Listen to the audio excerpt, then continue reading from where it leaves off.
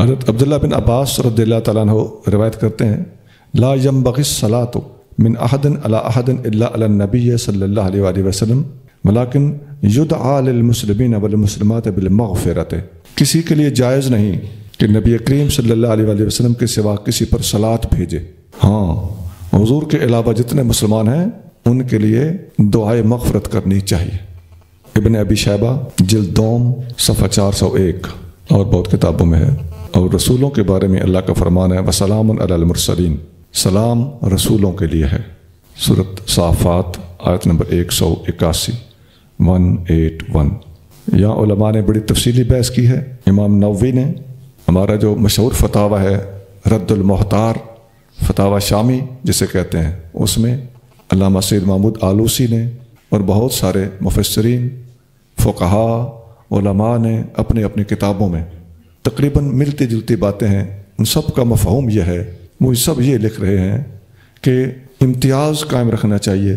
نبی کریم صلی اللہ علیہ وسلم کی شان بڑی جلیل ہے، حضور کی شان بڑی جلیل ہے، یہ سارے بزرگ لکھ رہے ہیں، لیکن اس کے باوجود محمد جل جلالہ نہیں کہنا چاہیے۔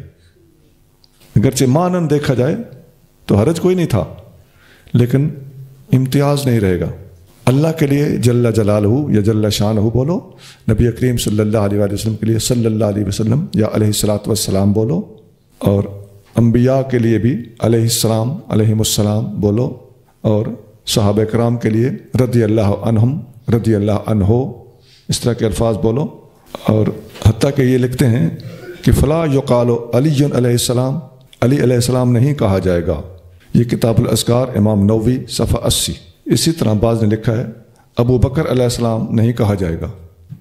یہ ساتھ ابو بکر علیہ السلام نہ کہنے کی بات جب کوئی سنے گا تو اگر اس میں انصاف ہے تو وہ اہل سنت کے خلاف سوچتے وقت اللہ سے ڈر جائے گا۔ غیر نبی کے لیے صلاۃ کے الفاظ بولنا، ہمارے علماء نے لکھا ہے کہ ہوا من شعار اہل البدع، یہ اہل بدعت کی پہچان ہے، اہل سنت کا طریقہ نہیں ہے۔ آگے لمبی بحث کے بعد لکھتے ہیں فلا یقال محمد عز وجل وان کان عزیزا جلیلا، محمد عز وجل نہیں کہا جائے گا حالانکہ آپ عزیز بھی ہیں جلیل بھی ہیں۔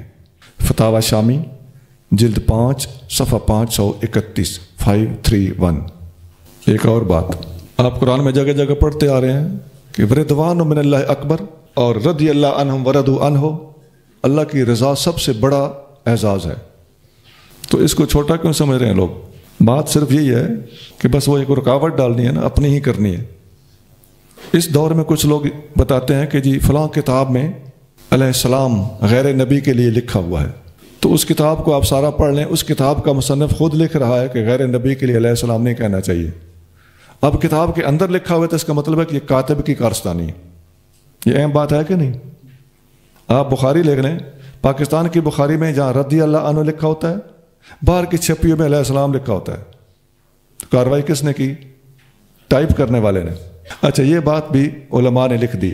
علامہ ابن کثیر رحمہ اللہ لکھتے ہیں وقد غلب ھذا فی عبارت کثیر من النساخ للکتب، یہ غلطیاں کتابوں کے کاتب کثرت سے کرتے پھر رہے ہیں۔